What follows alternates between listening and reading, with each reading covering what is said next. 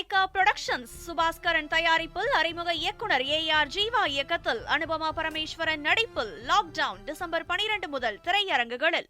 Manikandan sir, இந்த அமைச்சர்கள் இல்லாத குற்றச்சாட்டுகள் என்ன மாற்றத்தை ஏற்படுத்திடும் நினைக்கிறீங்க?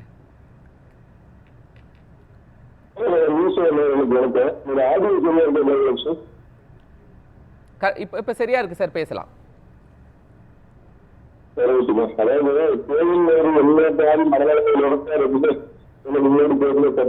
சொன்னாரு ஊழல் ஒரு சாதாரண விஷயம் வச்சு காலையில காட்சி கொடுக்குற மாதிரி காட்சி கொடுக்குற மாதிரி வச்சு நாளையில ஒரு டீ குடிக்கிற மாதிரி ஆச்சு அப்படின்னு அவர் சொல்றாரு. ஆனா அவர் பண்ணிருக்கிற ஊழல் வச்சு ஒரு மன்னரை இருக்கு நான் யோசிக்கிறேன்னா, நான் எத்தனை கலத்தனா மனதிலே குலத்தனா வாழ்க்கை நடுக்கமா அந்த ரேஞ்சில்தான் இருக்காருன்னு நினைக்கிறேங்க. இந்த சிஸ்டம் சரியில்லை, கார்பரேட் எல்லாம் வந்துட்டாங்க அப்படின்னு பத்திரிகை சொன்னாரு. சிஸ்டத்தை அப்படின்னா கர்மனுடைய காமராஜர் 10 பைசா ஊழல் இல்லாம இந்த தமிழ்நாட்டில் நடத்தினாருங்க.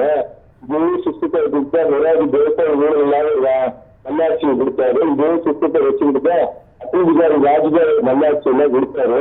ஆனா மோடியை பத்தி சொன்னா அது விவாதம் மோடியை தவிர்த்துறேன். அதனால இருக்கிற சிஸ்டம் இருக்கிற சிஸ்டத்துல வேண்டாம் வேலை இல்லை.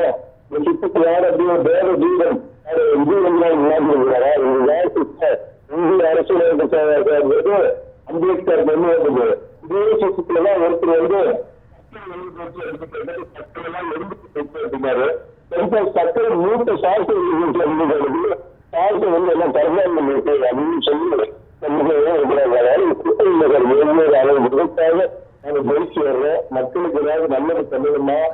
மணிகண்டன் சார், நீங்க சொல்லுங்களேன், ஊழல் குற்றச்சாட்டு சுமத்தப்பட்ட ஏதாவது அரசியல்வாதிகள் இதுவரை ஜெயிக்காம இருந்திருக்கிறாங்க அப்படிங்கிற ஒரு வரலாறு உங்களால் சொல்ல முடியுமா?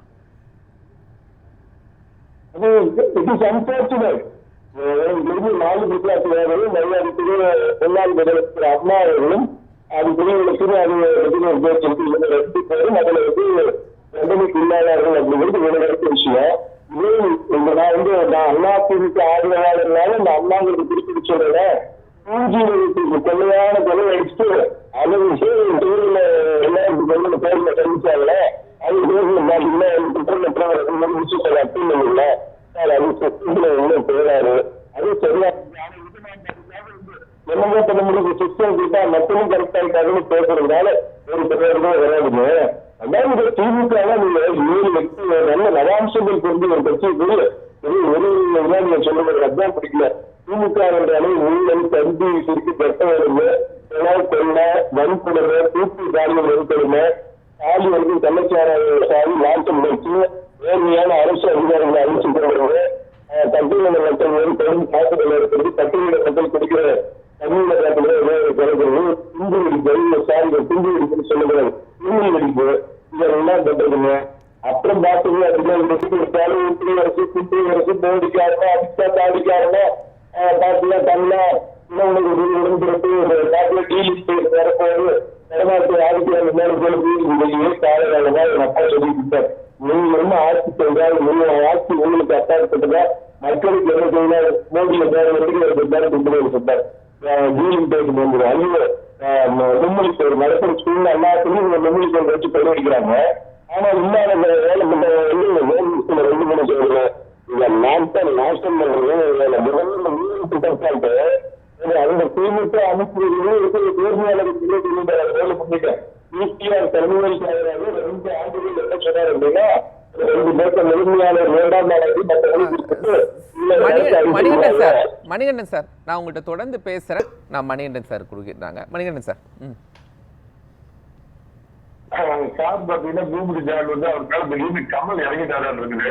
கமல்ஹாசன் மாதிரியே புரியாது பேசுறாருங்க. ஒண்ணுங்க ஏதோ சிபிஐ மனுஷன் சிபிஐ இடி இதெல்லாம் மோடி ஆட்சியில தான் வந்து அப்படியே வந்து அவங்களோட வந்து கழிவு மாதிரி செயல்படுது. எதிர்கட்சிகள் வந்து பாஞ்சு கடிக்கிறதுன்னு சொன்னீங்கன்னா சிபிஐ ஒரு கூண்டு கிளி அப்படின்னு வந்து மன்மோகன் சிங் அவர்கள் பிரதமரா இருக்கிறப்ப உச்ச நீதிமன்றம் சொல்லிச்சு. அதை நீங்க மறந்து போயிட்டீங்க. 63 சீட்டு கூட அப்படின்னு அறிவாலயத்துல பாத்தீங்கன்னா முதல் ஃப்ளோர்ல ரெய்டு விட்டு 2ஆம் ஃப்ளோர்ல கலைஞர் உட்காந்து 63 சீட்டை வாங்கி அவர் கிட்டத்தட்ட சிபிஐ ரெய்டு விட்டு அது வயசான காலத்துல நல்லா தயாளமான சுத்தி வளர்ச்சி நிறுத்தி சார், இவ்வளவும் பண்ணி எல்லாமே குற்றச்சாட்டுகள் தான், எதுவும் நிரூபிக்கப்படல.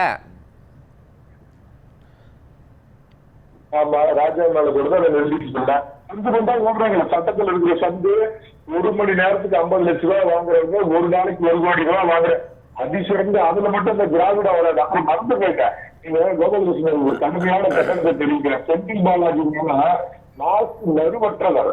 அவரை நீங்க மீண்டும் மீண்டும் ஒரு ஊழல் குற்றவாளிங்கிற மாதிரி சுத்திக்கிறீங்க. இது ரொம்ப ரொம்ப ஆபத்தான போக்கு. என்னைக்கு நம்ம திராவிட வாசி சவால் விட்டார் சார் டாக்டர் பூபதி ஜான், ஈடிக்கு சவால் விட்டுறாரு, நீங்க நிரூபிச்சு காட்டுங்க அப்படின்னு சவால் விட்டுறாரு. இல்ல சார், நான் தான் சொல்லுங்க, நம்ம முதலமைச்சர் தனியா நீங்க சொல்றீங்க மோடி ஒரு வாஷிங் மிஷின் வச்சிருக்காரு, இவரு ஒரு திராவிட வாஷிங் மிஷின் வச்சிருக்காருங்க. அதுல போட்டு வெள்ளாசியில வெளுத்துட்டாரு. அவருக்கு புனிதமான அதே காமராஜருக்கு சொல்லுங்க, வாலு காமராஜருக்கு செந்தில் பாலாஜின்னு சொல்லுங்க. காமராஜர் இந்த கேட்ட திரும்பி படுத்துக்காரு சமாதியில. என்ன கொடுமை, ஊற அடிச்ச கொலகாரன் கொள்ளக்காரன் செந்தில் பாலாஜி. அவரை ஒருத்தர் நியாயப்படுத்துறாரு. ஒவ்வொரு அமைச்சர்களையும் செந்தில் பாலாஜி எந்த அரசாங்கம் வழக்கு போட்டு கொலகாரன் சொல்றாரு சார். என்ன சார் வார்த்தை சார்? மணிகண்டன் சார், கொலகாரன் எப்படி சொல்றீங்க? கொலகாரன் எப்படிங்கறது எப்படி சார் சொல்லலாம் சார்? வாய்க்கு வந்ததெல்லாம் சொல்லுவீங்களா சார்? முழுசா தான் சார் பேசுறேன். நீங்க வாய்க்கு வந்த கருத்துக்களை நீங்க சொல்லலாமா? கொலைகாரன் என்று சொல்லக்கூடிய வார்த்தைக்கு அர்த்தம் என்ன அது சொல்லுங்க. நீங்க இஷ்டத்துக்கு என்ன ரோட்ல பேசுற மாதிரி பேசிட்டு போறீங்க. மணிகண்டன் சார், இல்ல எதுவுமே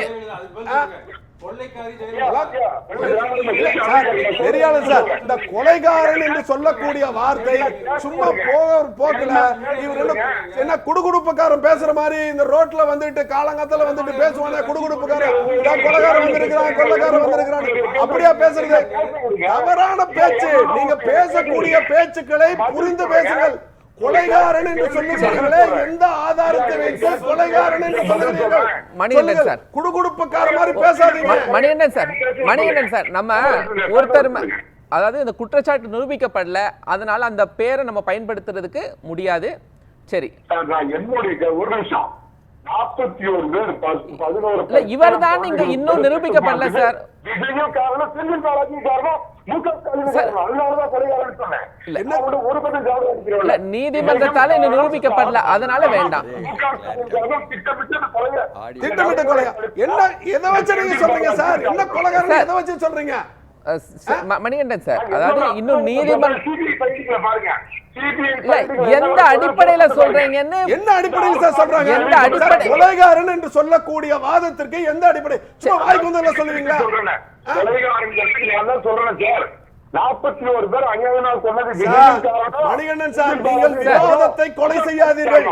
விவாதத்தை கொலை செய்யாதீர்கள் முக்கியம். சரி செந்தில் மணிகண்டன் சார், நம்ம எதுவுமே இன்னும் நீதிமன்றத்தால இவர்தான் அப்படின்னு சுட்டிக்காட்டப்படவில்லை. நம்ம ஒரு முத்திரை யார் மேலேயும் பதிவு செய்ய தேவையில்லை. நம்ம ஊழல் வழக்குக்குள்ள வந்துருவோம். 2026ல இது பிரதிபலிக்குமா எதிரொலிக்குமா அந்த சப்ஜெக்டுக்குள்ள வந்துருவோம் சார். அதாவது ஊழல் அப்படிங்கிறது ஒரு சகிப்புக்கு அளவுக்கு எல்லா ஆட்சியும் நடக்குது. வரைக்கும் நடந்த ஆட்சிகள் எல்லாத்துலயுமே நடக்குது. ஒரு சகிப்புத்தன்மையில ஒண்ணு இருக்கிற வரைக்கும் மக்கள் பொறுத்துவாங்க. ஆனா நீங்க எடுத்தீங்கன்னா எதற்காலும் ஊழல். அதாவது இயற்கை ஆர்வலர்கள் ஒரு பக்கம் தூக்கி போடுவாங்க சில பேர், நாங்க சமூக நல ஆர்வலர்கள். ஆனா இந்த 4 ஒரே ஒரு பார்வை உங்கள்கிட்ட கேட்டுறேன் சார். ஒரே ஒரு பார்வை, நீங்க திமுக அமைச்சர்கள் ஊழல் செஞ்சிருக்காங்க அப்படின்னு சொல்றீங்க. மூத்த பத்திரிகையாளர் TSS மணி இருக்காங்க. ஆனால் இது தேர்தலில் எதிரொலிக்காது அப்படிங்கிற ஒரு கருத்தை முன்வைக்கிறாங்க. எதிரொலிக்குமா எதிரொலிக்காது? நிச்சயமா ஒரு சகிப்புத்தன்மையை தாண்டி ஊழல்கிறது தப்பிவிட்டாடுறப்ப நிச்சயமா எதிரொலிக்கிறோம். மணல்ல ஒரு 45,000 கோடி, டாஸ்மார்க்ல கணக்கில் நடக்காத ஒரு 70,000 கோடி, சாதாரண சத்திரம் ஆதாரங்களுக்கு வாங்கின செல்போன் ஸ்மார்ட் போன் வாங்கி கொடுத்ததுல ஊழல் பாத்தீங்கன்னா, பத்திரப்பதிவுல ஊழல், எல்லாத்தையும் ஊழல் அப்படிங்கிறப்ப, சட்டம் ஒழுங்கு சந்திச்சிருக்கிறப்ப ஊழல்னால நமக்கு வெளியேற்றம் வருதுங்கிறப்ப மக்கள் அதுக்கு துடிச்சு போவாங்க. மக்களுக்கு இலவசங்கள் நிறைய திட்டங்கள் இதை அறிவிச்சு இதை காணாம போக செஞ்சிருவாங்கிறத மணி சார் சொல்றாங்க. இதே 2011 இவரு பண்ணனதோட ஒரு கொடுமையான ஆட்சி. அதை இதை வின் பண்ண போற எங்க அப்பா கொடுத்துட்டு இப்படிதான் என்ன பண்ணாரு அப்படின்னா, மக்களுக்கு நலத்திட்டம் கொடுத்திருக்கிறோம், கலர்ச்சி கொடுத்திருக்கிறோம், நாங்க அடுத்தது வந்தா நிலம் கொடுப்போம் இப்படி எல்லாம் சொல்லிட்டு 2011 தேர்தல சந்திச்சா எந்த இடத்துக்கு போனார் தெரியுங்களா அவரு? இது அது முந்தின தேர்தல களப்பீடு கொடுத்திருந்தார். 3வது இடத்துக்கு போனார். மரியாதைக்குரிய விஜயகாந்த் அவர்கள் எதிர்ப்பு தலைவரானார். அந்த நிலைமை தான் வரப்போகுது. அதுக்கு பல காரணிகள் இருக்கு. நீங்க சொன்ன அந்த கேள்வியை நான் கேட்டேன். வரலாற்றுல இப்படி நடந்திருக்கு. ஆனா அதுக்கு அன்னைக்கு பல காரணிகள் இருந்துச்சு. இன்னைக்கு அப்படி எதுவுமே இல்ல. எதுவுமே இல்லைன்னு நான் சொல்லலைங்க. பல்வேறு காரணிகள்னால ஆட்சி மாற்றம் கூட வரலாம். அதல்ல ஊழல் குற்றச்சாட்டினால் மட்டுமே மக்கள் வாக்கு மாற்றி போட்டார்கள் என்பதாக வராதுன்னு தான் நான் சொன்னேன். ஒரு சகிப்புத்தன்மைன்னு ஒண்ணு இருக்கு. அந்த சகிப்புத்தன்மை தாண்டி உதாரணம் சொல்றேன். மன்மோகன் சிங் அவர்கள் 2வது ஆட்சியில பாத்தீங்கன்னா கணக்கிலடங்காத ஊழல்கள் பாத்தீங்கன்னா 1-2 ஊழல் கிடையாது. நிலக்கரி ஊழல், அந்த ஸ்டேடியம் கட்டின ஊழல், 2G ஊழல், அடுத்த ஊழல் ஊழல் 2G ஊழல் என்னங்க 2G ஊழல்ல என்ன தீர்ப்பு வந்துச்சு சொல்லுங்க? 2G ஊழல்ல 2G ஊழல்ல ராஜா விடுவிக்கப்பட்டாரா இல்லையா? என்ன 2G ஊழல்ல என்ன நடந்துச்சு? கடைசியில வந்து ராஜா விடுவிக்கப்பட்டார். இல்ல 2G அதுல என்ன வந்துச்சு சொல்லுங்க? 2G குற்றச்சாட்டுன்னு தான் சொல்றாரு.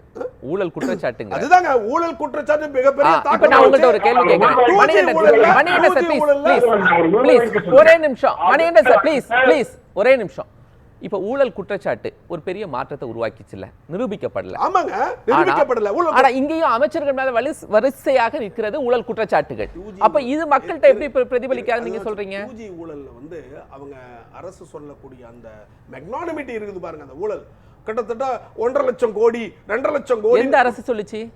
எந்த அரசு சொல்லுச்சு? இல்ல இப்ப வந்து ஊழல் குற்றச்சாட்டுகளுடைய இந்த 2G ஊழல் குற்றச்சாட்டுகளை 2G அந்த குற்றச்சாட்டை வச்சது யார் சார்? எந்த அரசு வச்சது?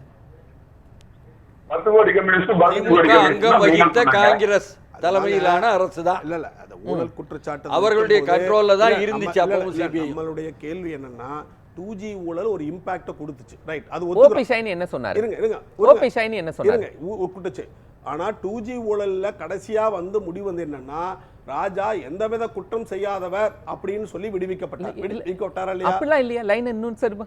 இல்ல கண்டிப்பா அவர் எந்த கிட்டத்தட்ட ஆவணங்களோடு யாரும் வரவில்லை. இல்லங்க இருங்க நீங்க ஒரு குற்றச்சாட்டு சொல்றீங்க. ஐயா இருங்கய்யா மணிகண்டன் சார் ப்ளீஸ். அதாவது நீதிமன்றத்தை திறந்து வைத்திருந்தோம், ஆவணங்களோடு யாரும் வரவில்லை. அதுதாங்க இப்ப நீங்க ஒரு ஊழல் குற்றச்சாட்டு மேல வைக்கிறீங்க. யார் வச்சா? இருங்க சொல்றது கேளுங்க. ஊழல் குற்றச்சாட்டு எங்க மேல வைக்கிறீங்க, லட்சக்கணக்கான கோடின்னு சொல்றீங்க. நீங்க எவிடன்ஸ் கொடுக்கணுமா இல்லையா? கரெக்டான எவிடன்ஸ் ப்ளீஸ் சார். யார் வச்சாங்க சார் அத சொல்லுங்க. 2Gல ஊழல் குற்றச்சாட்டு வச்சது யார் சார்? அந்த வழக்கு போட்டது வந்து அது யூபி அரசாங்கம் தாங்க. அதாவது எவிடன்ஸ் கொடுக்கணுமா இல்லையா? எவிடன்ஸ் கொடுக்கணுமா இல்லையா? அந்த சமயத்துல எவிடன்ஸ் எந்தவித எவிடன்ஸ் இல்லையே.